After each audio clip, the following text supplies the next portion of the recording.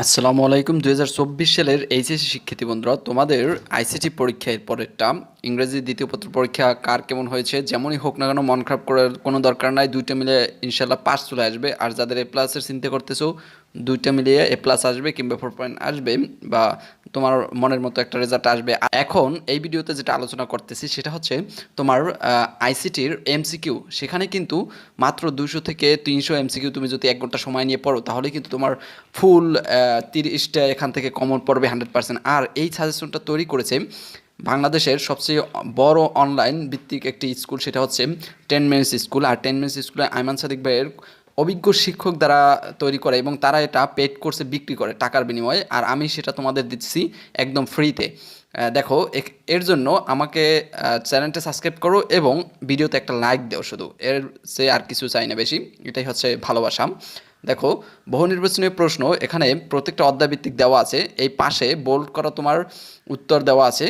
আমি ভিডিওটা প্লে করে যাচ্ছি, তুমি থামিয়ে থামিয়ে তারপরে শুধু এই ভিডিওটা প্লে করে তুমি শুয়ে হোক কিংবা বসে হোক মোবাইল থেকেই সরাসরি পড়ে নাও। কারণ অনেকে এগুলো আবার খুঁজতে যায়, খোঁজার কি দরকার, এখানে উত্তর দেওয়া আছে। তুমি শুধু এখান থেকে স্ক্রিন দেখে সরাসরি পড়ে যাও, 2-3 বার করে রিভাইজ দিয়ে যাও, তাহলে হয়ে যাবে। এটা পড়তে তোমার 1-1.5 ঘন্টার বেশি সময় লাগবে না। এখন 1-1.5 ঘন্টা সময় নিয়ে যদি তুমি এখান থেকে 30টে আসবে, কিন্তু এর বাইরে আসে না, ঘুরে ফিরে এই সকল বড়ি এই প্রশ্নগুলোই আসে, অর্থাৎ এমসিকিউর জন্য।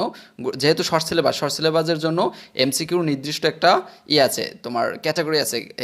এই সকল ক্যাটাগরি এখানে দেওয়া আছে। দেখো, তোমার প্রত্যেকটা অধ্যায়ের কিন্তু টপিক ভিত্তিক আছে। এক শর্ট সিলেবাস, প্রথম অধ্যায় আছে শর্ট সিলেবাস, এটা জানো, কিন্তু শর্ট সিলেবাসের কিন্তু আংশিক লেখা আছে। তোমরা যারা শর্ট সিলেবাস নামাইছো তোমাদের ফোনে, তারা জানো যে ওখানে আংশিক কথাটা লেখা আছে। আংশিক মানে হচ্ছে সকল টপিক নাই, কিছু কিছু টপিক আছে। সেই টপিক থেকে এই প্রশ্নগুলোই আসে। 2023 সালেও এগুলো এসেছে, মানে সেই টপিকগুলো থেকেই এই সাজেশনটা তৈরি করা হয়েছে।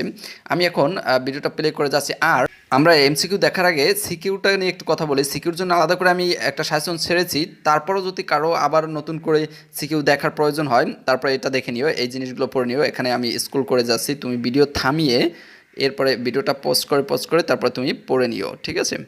এখানে এই জিনিসগুলো যদি তোমার ভিডিওটা ক্লিয়ার না আসে, তাহলে তোমার ভিডিওর রেজুলেশন বাড়িয়ে নিও, তাহলে তুমি পারবা। আশা করি সেটা তুমি জানো যে কীভাবে বাড়াতে হয়।